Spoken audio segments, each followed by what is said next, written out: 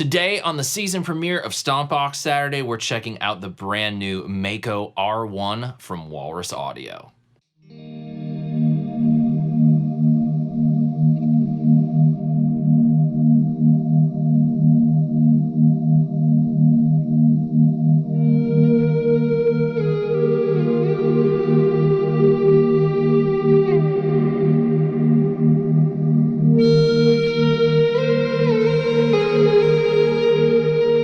What's going on, my friends? SeanPierceJohnson here, and I'm very excited to kick 2021 off with the Mako R1 Reverb. This thing is just bonkers good. It takes the best of Fathom, the best of Slo, combines it into that Mako housing and that extra firepower with the MIDI ins and outs, the stereo inputs and outputs.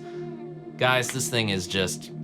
you're gonna love it, trust me. Let's go ahead and throw it up on the screen and just get right into this because it's gonna be a long one, I have a feeling. The format hasn't changed. It's the same 6-knob, 3-switch, 2-foot switch layout of the D1. We have controls for decay, swell, mix, tweak, program, and tune. Now, decay is pretty obvious. I don't need to explain that. But the swell control, basically every reverb mode can have an auto volume swell. So you can go ahead and throw away your slow gear. This will take care of it for you. Wait a minute, most of us don't own a slow gear. Pretend I didn't say that. Mix is pretty self-explanatory. We already know what that does. Balances our wet-dry blend, right? Now, tweak and tune are connected to 2 of the toggle switches, and thankfully there's a graphic that lets you know that they're connected. Tweak adjusts rate and depth for modulation of all of the reverb types except one, but we'll get to that difference in a moment. And the pre-delay. Every single reverb on the R1 has its own pre-delay control. Very, very nice indeed. Tune is connected to the EQ section of all the reverbs. You have control over the low frequencies and the high frequencies of the reverb tails, as well as the X control, which will change what exactly it does depending on the mode. And when we get to each of those sounds, I'll let you know what that does and we'll take a listen to it. And then finally in the center, we have the program control. We have 6 different reverb types, 3 stalwarts, 3 normal reverbs, and 3 more adventurous, 3 more epic reverbs, if I do say so myself. This has a micro USB port on the side of the pedal. So whenever there's a firmware update, say Walrus decides to improve on the algorithms that are inside the R1, you can go ahead and hook it up to your computer and update the firmware. There's a brand new website that you can go to called walrusaudio.io, and you will be able to update the pedal's firmware whenever that comes out. As of right now, you're getting this one.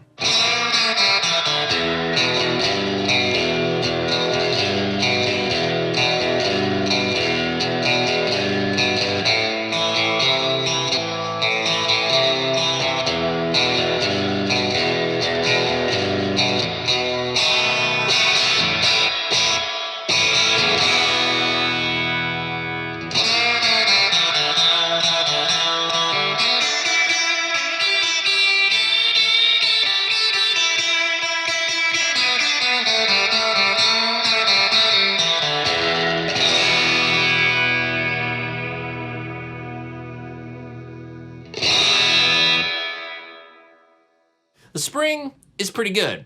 It's not my favorite mode, but it does get that little drippy approximation. I think a certain friend of mine will enjoy it pretty well. But let's focus on what the X knob does first. I turned it up during that solo portion to really try to give you an idea of what it's doing.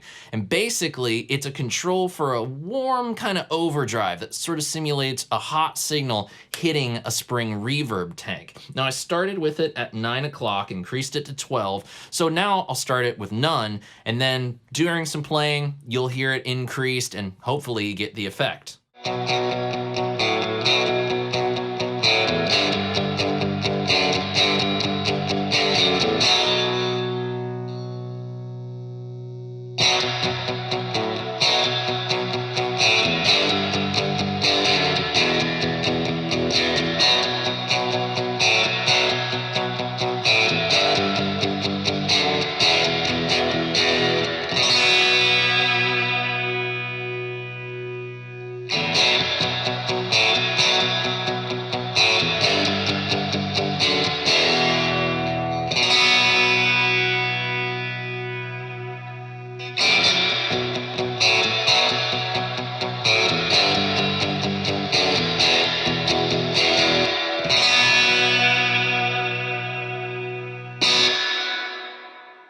It's a very cool thing that you can use to get some more like springy and maybe even with certain EQ settings, lo-fi kind of reverb sounds. Personally, for me and what I like, 9 o'clock does it pretty much. Now, pre-delay. This is what I want to highlight in this portion because I find with spring reverb that broing kind of thing can really get in the way of the guitar. So even just by adding a little bit, we can preserve some of our original attack on the instrument and be able to, you know, have the reverb come in just a little bit after the note hits.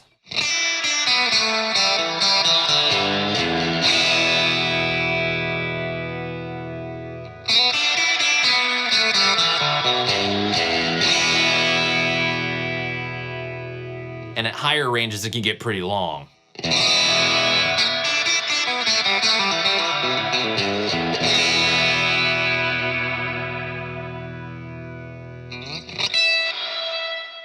Whoa. Okay, that's cool.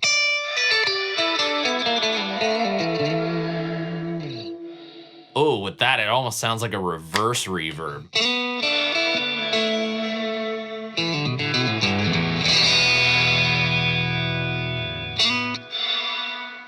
Now it's basically like a delay. I think it's fun.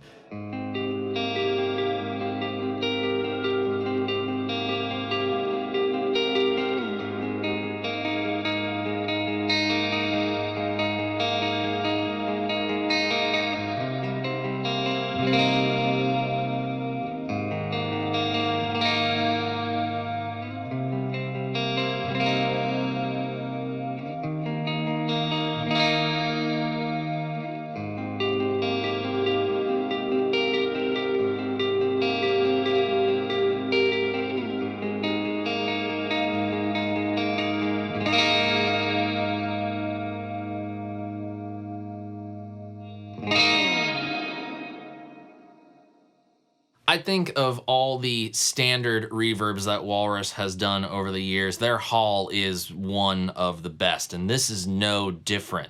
Now, what's great about this particular Hall is that you actually have control over the size of the concert hall that you are playing in, and that's what you're doing with the X knob. Now, I had it turned up fairly high, but let's go ahead, jack it all the way down, and go ahead and see what it sounds like to play in a small concert hall.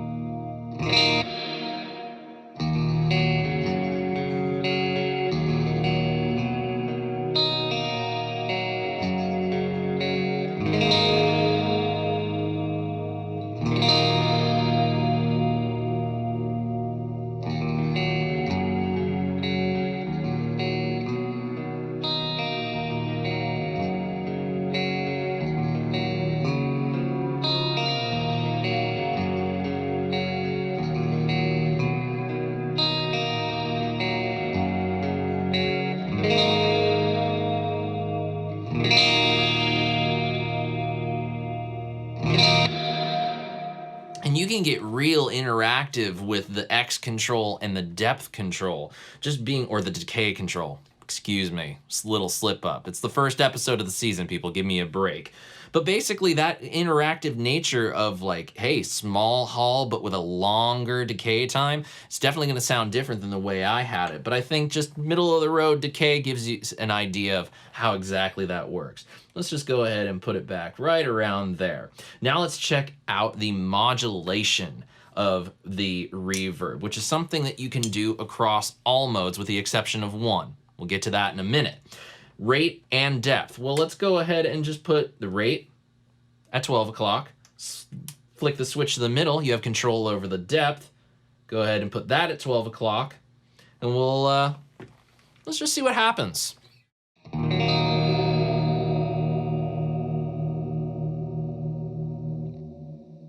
Oh, that can get squirrely.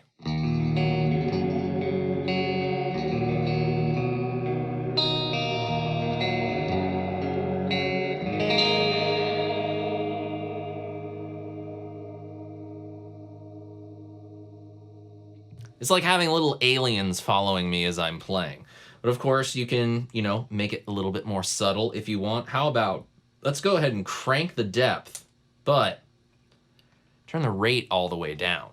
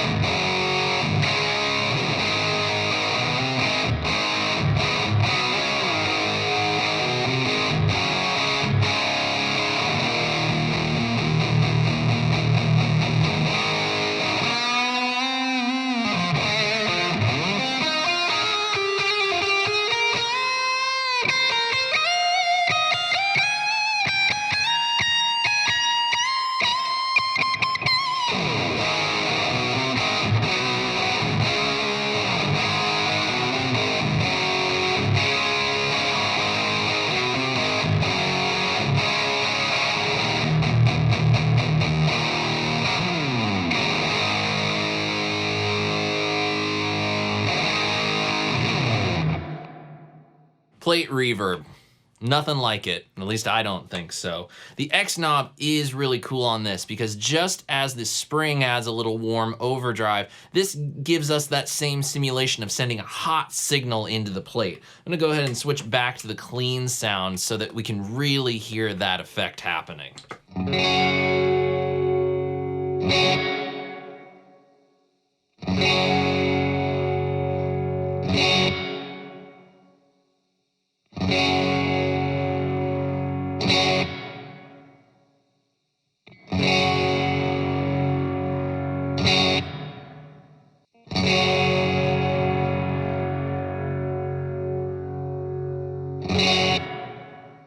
Oh yeah, that carried out in a really interesting way. Now, let's use this opportunity, because this is such an interesting artifact, to explore the low and the high EQ. I'm gonna go ahead and turn the mix control up a little bit more so that we can really hear this. Now I'm gonna jack the high end control and see how that affects that sound that we just came up with. You get that sort of diffusive wave. Really tinny. Turn it back to noon. Starts to more have that low end build up. Now, no highs at all. Now it's basically just all low end. And so what if we put that at 3 o'clock? Now with the lows, if we turn that up all the way, feel it, like I'm hearing that sensation of like build up in my ear. If I could turn it back to 12.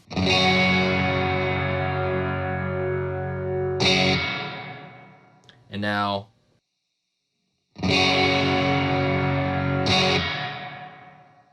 no lows at all.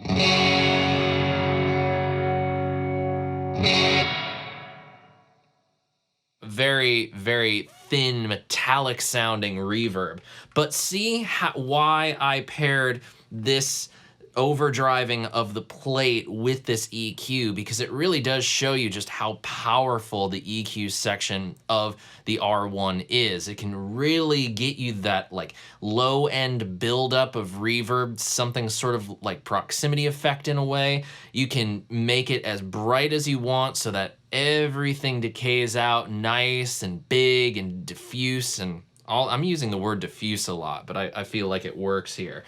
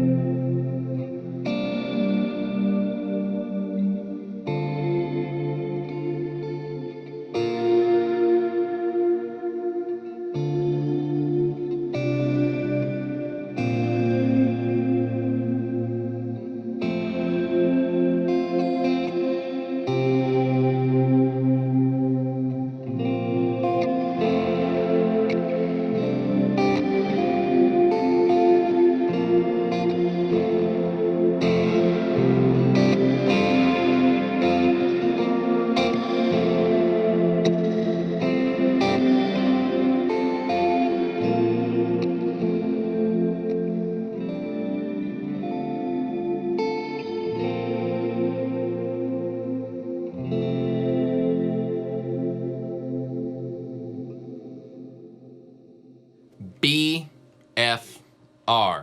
What does it stand for? Why don't you take a guess? You're smart. This is a big reverb. It's a big reverb. And it really does sound like that. The way Walrus describes it, thanks to the handy dandy instruction manual, is a no-holds-barred big blank reverb. This is more than a giant arena reverb. It's a hall-esque reverb with rich and lush decay in a vast cavern filled with choirs of angels. It's a church reverb, so all you P-dubs guys, including myself more recently, will probably get a kick out of it. I was gonna need that later.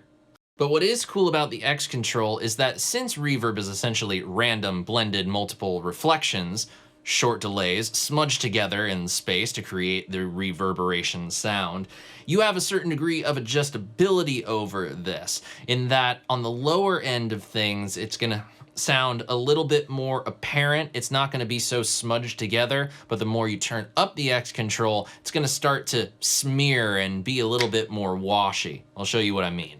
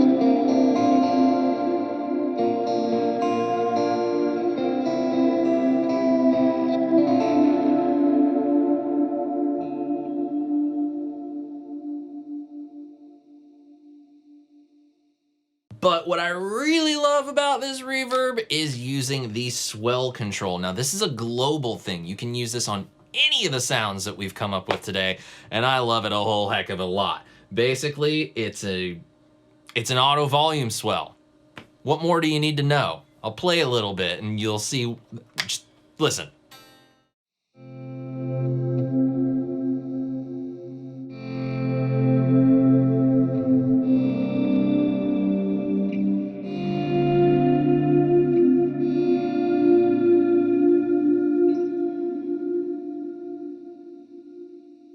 Like I said, throw away your slow gear. And basically, it's the amount of time of the rise of the volume swell.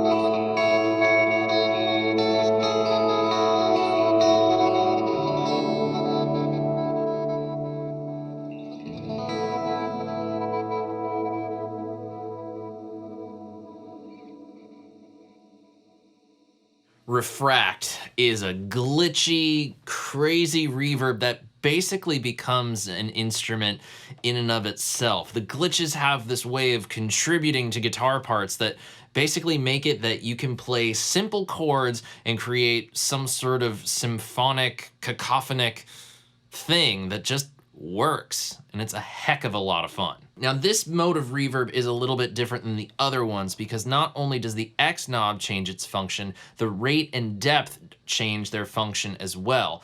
Instead of controlling the rate and depth of modulation, the rate control actually changes to how often that glitching effect comes into play, and the depth becomes the level. So if you want it to happen all the time in the reverb, but you want it to be just a subtle little layer within the reverb, you can very well do that. Or you can have it happen only a little bit of the time, but you can max out the level. You can go to either extremes and any shade of gray in between, and it's still very cool. Now with the X control, this actually sets what the overall sound quality is going to be of those glitches. On the lower half of the knob, it's going to be something a little bit darker, a little bit more lo-fi, but the more you turn it up, it's going to be a little brighter, a little bit more apparent, a little bit more brittle. So let's play around with it.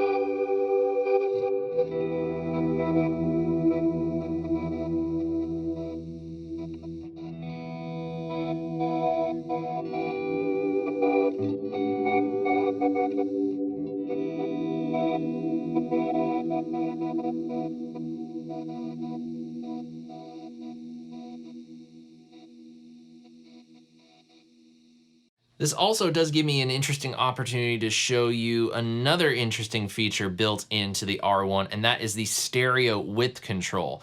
By pressing and holding on the bypass foot switch, putting the tune knob into the X position and turning it, you can basically narrow and widen the stereo field. So with that in mind, let's just go ahead, and once we see that flashing, we're in the X control. Let's turn the tune knob all the way down, tighten up the stereo field, and periodically we'll turn it up.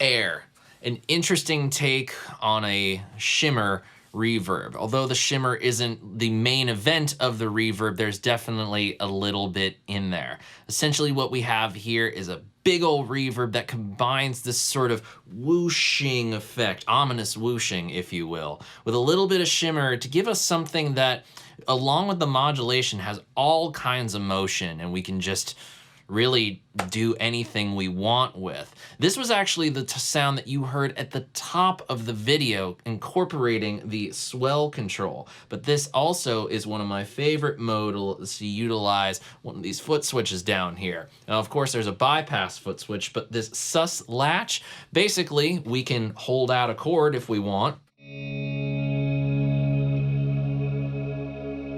And as we continue to press on the sus latch, it just carries out, keeps going, infinite hold.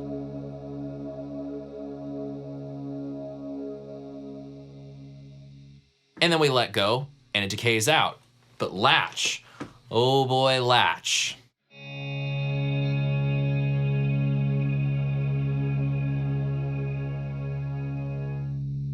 Now it's holding on to that reverb, so we're free to manipulate pedals and just play around however we see fit.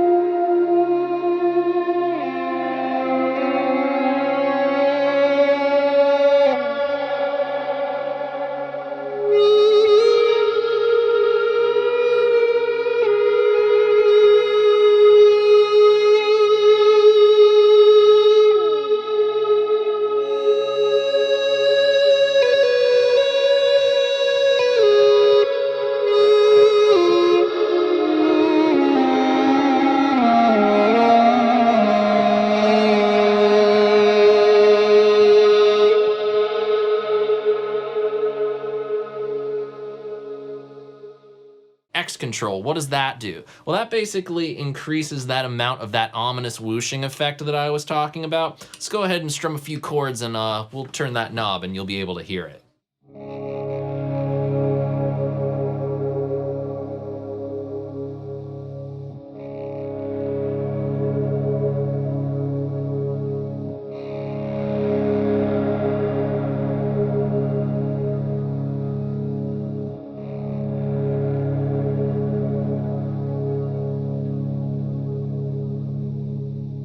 And there you have it, my friends, the very first pedal of 2021 here on Stompbox Saturday, the Mako R1 Reverb from Walrus Audio. If I haven't been able to convince you by now just how good this pedal is, then allow me to sum it up shortly for you. This thing is easy to use and it sounds fantastic. There's no learning curve from the D1 to the R1. This is an absolute home run. The D1 from the Mako series made my best of 2020 list, and the R1 is on track to be on that list for sure. But we're just getting started here in 2021. We're not even gonna talk about my thoughts on things in December of this year, but I would love to know what you thought. Use the comment section below and send me some positive feedback, send me some negative feedback. Let me know what you think. But if you also wanna see what that little box of magic over there is, that gold thingy you've probably been staring at for a little bit, you probably have an idea of what's to come, but if you want to find out, give this video a thumbs up, share a link to it with a guitar playing friend of yours, and of course, click the subscribe button and ring that notification bell. The notification for that should be coming any moment now. It's been awesome of you guys to spend part of your Saturday with me. I know usually around this time it's NAMM, but let's not dwell on the negatives and let's dwell on the positives. We still have pedals. We're still here. I love you for being here. Thank you for being here. And until next time, my friends, I'm SeanPierceJohnson, and I wish you all out there great tone, great health, and of course, happy stomping. Cheers, friends. We'll see you in the next one, and God bless. It went the absolute way I didn't want it to go.